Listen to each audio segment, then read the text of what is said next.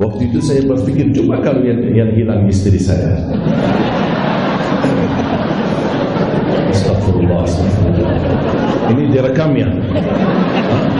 Nanti dihapus ya? Nanti istri saya dengar. Alhamdulillah. Menghadapi tantangan ada, ujian ada, musibah ada, tapi tidak membatasi semangat. Dan ketika saya dapat musibah, ujian kemarin, saya meningkatkan doa sambil saya berkata, saya kan ada urusan pribadi saya sama Allah, tidak ada yang tahu. Saya bilang, ya Allah, jangan dulu ditusuk saya terima, tapi jangan mati dulu ya Allah. Bukan saya takut mati, tapi Allah, saya belum mau mati karena belum selesai tugas. Kalau sudah selesai capek mencapai 1 juta penghafal Quran, tidak apa-apa ya Allah, cabutlah nyawaku.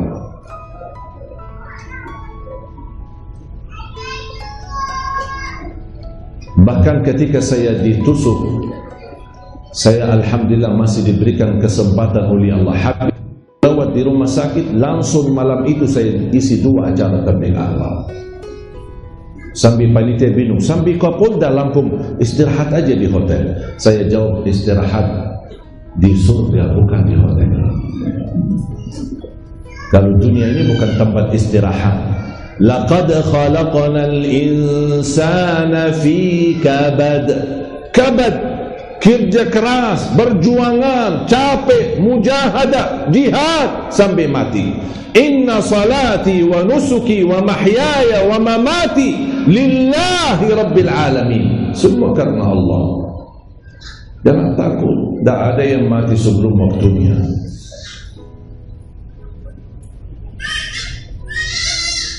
Sampai ada banyak. Salah satu hikmah dari musibah yang saya dapat, luar biasa perhatian dari ulama seluruh Indonesia. Berbagai macam perbandingan, perbedaan dalam cara berdakwah.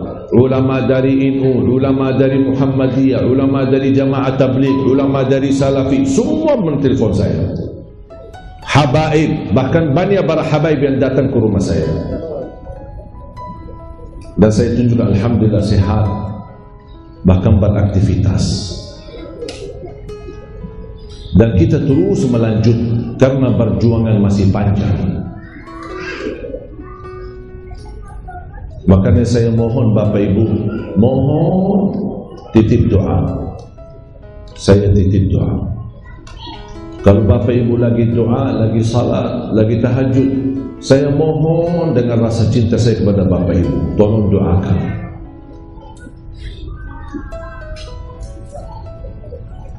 Wallahi Bapak Ibu, kalau antum tahu cita saya untuk Indonesia, akan kita bersama-sama bela mati-matian. Masih panjang. Mohon maaf saya tidak tinggalkan Madinah. Kalau boleh berkata, mana yang lebih baik, Indonesia atau Madinah? Mohon maaf, Madinah lebih baik. Madinah tanah suci. Kalau di Indonesia ada banyak makam para wali, disebut Wali Songo, ada banyak ulama dan habaib, tidak ada yang lebih baik daripada Rasulullah. Biarpun 1000 makam wali di Indonesia, masih lebih baik Madinah, karena ada Nabi Muhammad sallallahu alaihi wasallam. Saya sebelum berangkat, saya mampir ke Masjid Nabawi, salat tahiyatul masjid di Raudah, dan saya salam kepada Rasul. Saya minta izin, ya Rasulullah, saya mau ke Indonesia. Walaupun hati saya selalu merindukan Madinah, bahkan saya ingin wafat di kota Madinah, karena jaminan orang yang mati di kota Madinah dijamin dapat syafaat Nabi Muhammad. Tak ada hadis kalau mati di Batam dapat syafaat Nabi Muhammad. Tapi kadang-kadang ketika saya terus memperjuangkan di jalan Allah, ada bisikan di hati, tak apa-apa, kalau Allah takdirkan saya mati di Indonesia, saya siap mati di Indonesia. Karena soal mati bukan soal tempat, tapi bagaimana mati. Kalau mati di Madinah tapi su'ul khatimah. Jadi intinya di mana mati tidak masalah, kapan mati pun tidak masalah. Tapi yang harus kita fikirkan, bagaimana caranya kita menghadapi kematian. Dan ketika saya ditusuk, istri saya sampai kenangisan, khawatir. Saya bilang, sayang, kenapa kamu nangis? Alhamdulillah, Alhamdulillah, Alhamdulillah, Alhamdulillah. Selalu ucapan Alhamdulillah. Inna lillahi wa inna ilaihi raji'un. Saya belajar, apapun musibah yang saya hadapi, sekecil apapun, sebesar apapun, sebelum berkata inna lillahi wa inna ilaihi raji'un, saya ucapkan Alhamdulillah.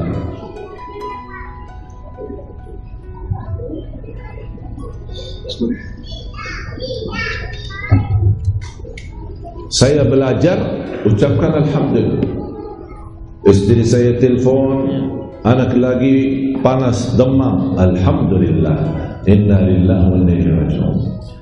Istri saya telefon, listrik mati, Alhamdulillah, inna lillahi wa inna ilaihi raji'un. Allahumma ajirni fi musibati wa akhlif li khairan minha. Keluar dari masjid 4 tahun lalu, saya keluar dari masjid, salat subuh, hilang mobil saya. Begitu ada penjaga, ada CCTV, beliau kasih tahu mobilnya dicuri orang. Begitu saya sudah memastikan mobil saya dicuri, Alhamdulillah, inna lillahi wa inna ilaihi raji'un. Semuanya dari Allah, tidak ada yang dari manusia, semuanya ditakdirkan oleh Allah SWT. Sambil saya melihat di layar TV proses bagaimana mereka bongkar mobilnya, padahal penjaga ada tapi lagi tidur. Sambil berisik tapi subhanallah tidak bangun-bangun, nampaknya tidur khusyuk. Sambil mobilnya berhasil dibawa. Ketika sudah saya melihat, sambil saya ucapkan terus Alhamdulillah, inna lillahi wa inna ilaihi raji'un. Alhamdulillah, inna lillahi wa inna ilaihi raji'un. Ini 4 tahun yang lalu. Silahkan Bapak Ibu buka di YouTube. Di channel kami kan ada YouTube Syekh Ali Jabir, silahkan buka. Ada di situ videonya. Kalau sudah buka YouTube, jangan lupa subscribe.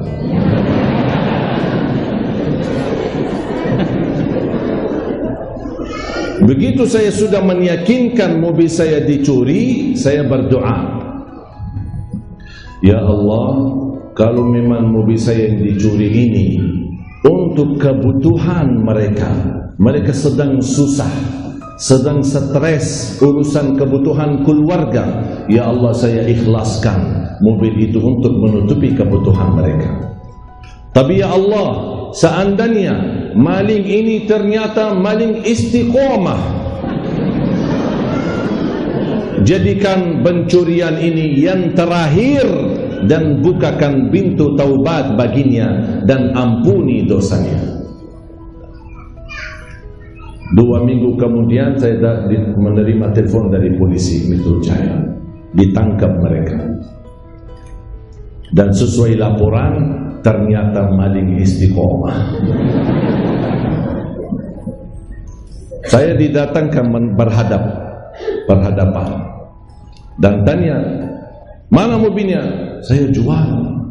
Terus uangnya mana? Saya sedekahin. Kok kenapa kamu sedekahin? Begitu saya tahu ini mobilnya Syekh Ali Jabir, saya malu, tapi tak berani kembali, makanya saya jual dan sedekahin ke masjid. Saya bilang, subhanallah, maling tapi saleh.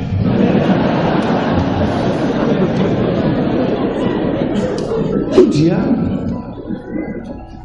Tenang Bapak Ibu, kalau kita percaya ujian itu datang dari Allah, dan Allah Maha Baik, Allah Maha Kasih Sayang, Allah Rahman Rahim, kenapa menderita? Kenapa stres? Itu kan dari Allah.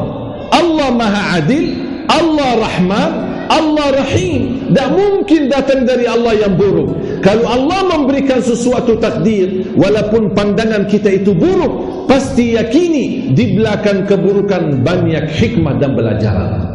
Di antaranya ampunan dosa, dinaikkan darajat, diberikan kemudahan, bahkan Allah ganti yang lebih baik. Sebelum ketemu, habis itu saya dapat polisi menemukan mobil saya 2 minggu lebih.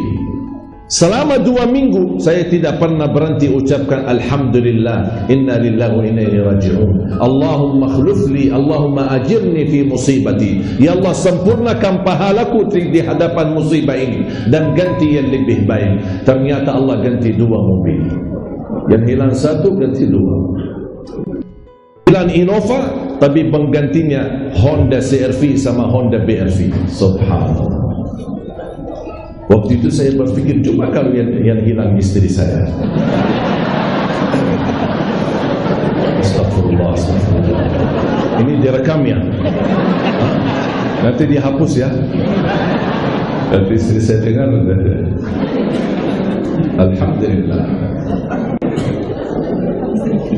Saya akhiri 3 amalan. Mulai hari ini jangan lewat 1 hari tidak baca Quran. Minimal metode khatam sudah saya kasih. Tapi mohon maaf kalau tidak ada minat untuk khatam, minimal mulai harimu baca Quran, tutupi harimu baca Quran. Itu sudah minimal. Tak ada lagi. Awali harimu baca Quran, berapa? Terserah. Saya dah mau tentukan. Mau baca 1 ayat, mau baca 5 ayat, mau baca 1 halaman, mau terserah. Yang penting sebelum beraktivitas baca Quran. Belum bisa baca, dengar, simak. Dan akhiri harimu dengan baca Quran atau simak, dengar. Kalau boleh saya usulkan, akhiri harimu dengan baca surat Tabarak Al-Mulk. Seandainya malam ini meninggal dunia, sudah mendapatkan jaminan selamat dari siksa kubur. Faham? Yang kedua, jangan tinggalkan ayat kursi. Setiap habis salat sama waktu mau tidur, jangan tinggalkan. Apa pahalanya? Saya yakin semua hafal ayat kursi. Rasulullah sallallahu alaihi wasallam bersabda, "Man qara'a ayatal kursi dubura kulli salatin laisa bainahu wa bainal jannati illa an yamut." Barang siapa yang membaca ayat kursi setiap habis salat fardu, dijamin masuk surga dan tidak ada sesuatu yang mampu menghalanginya. Dan barang siapa yang membaca ayat kursi ketika mau tidur, kana lahu minallahi hafiz wa la yaqrabuhu syaitan, akan dijaga oleh Allah dan tidak didekati oleh syaitan. Mohon maaf Bapak Ibu, anaknya sudah terlanjur tidur, belum baca ayat kursi, tak apa-apa Bapak Ibu sambil usap kepalanya, bacakan ayat al-kursi. Dijaga oleh Allah dan tidak didekati oleh syaitan. Jelas? Yang terakhir, yang ketiga, maksimalkan sedekah subuh. Pernah enggak dengar ceramah saya sedekah subuh? Doakan, insyaallah kami ada rencana membangun satu grup, insyaallah menyertai seluruh Indonesia. Grup ini namanya Gerakan Sedekah Subuh. Setiap hari selama 40 hari.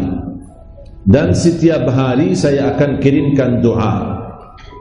Dan sekalian kita akan belajar hafal surat Tabarak Al-Mulk selama 40 hari. Setiap hari 1 ayat. Setiap hari 1 ayat. Tuntas 30 hari sudah selesai surat Al-Mulk. Sisanya 10 hari kita akan ulangi isi suratul Mulk berkali-kali sampai menguatkan hafalan. Setuju? Setiap hari kita gerakan subuh bersedekah, disertakan doa. Kenapa saya kirim doa? Saya ingin Bapak Ibu belajar agar setiap sedekah subuh bisa berdoa, karena di situ rahasia kedahsyatnya manfaat sedekah subuh yang disertakan doa. Makanya saya akan kirimkan doa setiap hari selama 40 hari. Nanti akan dikumpulkan sedekah subuh itu untuk membangun 1 juta penghafal Al-Quran. Dan tidak ada nilai, bebas. 1.000, 2.000, 5.000, 1 juta, 100, terserah. Siap? Dan insyaAllah hafaz surat Al-Mulk. InsyaAllah bisa, semuanya bisa. Bukan hanya yang muda, sambil yang tua bisa.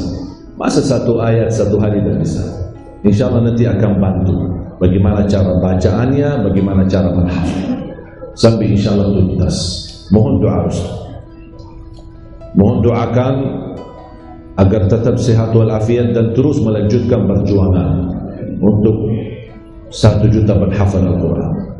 Alhamdulillah saya berhasil merayu 7 adik kandung saya. Semuanya 12 timnas. 9 laki 3 perempuan. Yang masih di Madinah ada 5. Yang saya bawa ke Indonesia sudah 7. Yang laki dan perempuan. Dan supaya mereka betah, saya nikahkan di Indonesia. Yang laki nikah sama wanita Indonesia, yang perempuan nikah sama laki Indonesia. Jangan khawatir ibu-ibu, masih ada lagi. Bahkan saya dorong adik-adik saya, kalau boleh masing-masing nikah 4 dan setiap istri melahirkan 1 lusin. Semuanya menjadi penghafal Al-Quran. 48 anak, semuanya hafal Al-Quran. Gimana Pak, setuju? Ibu-ibu setuju?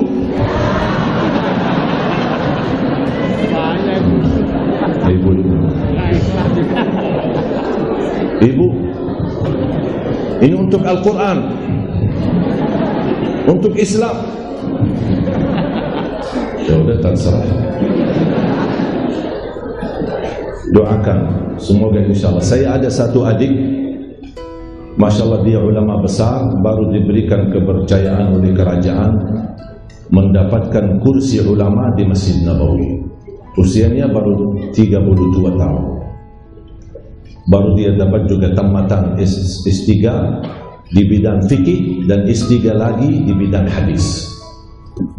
Dari saya merayu dia berkali-kali untuk datang ke Indonesia, dia belum mau. Dia berkata saya sibuk belajar. Sampai sekarang masih sibuk belajar. Dan dia memiliki keahlian dalam ilmu warisan, ilmu faraid. Bagi-bagi warisan dia sangat memahami dan sangat dalam. Saya sudah berkali-kali merayu untuk dia datang, karena saya percaya kalau beliau seperti beliau datang, insya Allah manfaatnya banyak. Karena ilmunya besar dan masih sangat muda. Tapi beliau belum mau. Sampai saya pernah goda dia, ada perempuan cantik di sini, ayo sini. Ternyata tidak bisa digoda. Doakan, insya Allah kita terus berupaya. Dan program 1 juta penghafal Al-Quran, mohon maaf Bapak Ibu, bukan milik Ali Jabir atau keluarga Ali Jabir, tapi saya harap menjadi milik kita bersama. Yang diabadikan di sini bukan nama Ali Jabir, tapi yang diabadikan di sini nama negeri kita Indonesia. Kalau besok kita meninggal dunia, insya Allah semua bacaan orang-orang yang kita fasilitasi, bukan kita bisa hafal, bukan karena kita bisa baca. Mungkin Bapak Ibu bisa gagal menjadi penghafal Al-Quran, tapi jadikan memfasilitasi para penghafal Al-Quran dengan segala upaya dan kemampuan. Allah akan berikan pahala bacaan dan hafalan mereka, dan tertulis nama kita mendapatkan syafaatnya Al-Quran. Milik kita bersama, perjuangan kita bersama, dan amal saleh kita bersama. Saya yakin kalau kita bersatu dalam satu perjuangan, tidak ada orang yang mampu membatasi semangat kita. Makanya selalu saya mengingatkan, kalau musuh Islam berkeinginan menghancurkan dan memecahkan kita, tapi kalau kita tidak pernah ada niat buruk, walaupun terhadap musuh. Kita tidak ingin menghancurkan musuh, tapi kita ingin membangkitkan Al-Quran dan akhlakul Quran di tengah masyarakat umat Islam. Masa orang yang membawa kebatilan berani, masa orang yang membawa kemunafikan berani, kita aja yang di atas kebenaran, kita malu. Kita sudah janji di alam ruh, dengan kita berjanji sama Allah Subhanahu wa ta'ala, tidak ada Tuhan yang disembah selain Allah, dan kalimah la ilaha illallah adalah janji kita sama Allah sampai mati. Jangan dirubah-rubah janji itu. Dan kita selalu baca, raditu billahi rabba wa bil islami dina wa bi Muhammadin nabiyyan wa rasulah. Dan insyaAllah kita atas kebenaran ini sampai akhir hayat, meninggal dunia insyaAllah husnul khatimah. Bapak Ibu, mohon izin saya serahkan kepada panitia sebelum saya tutup doa. Mohon jangan kemana-mana, sesaat lagi kami kembali.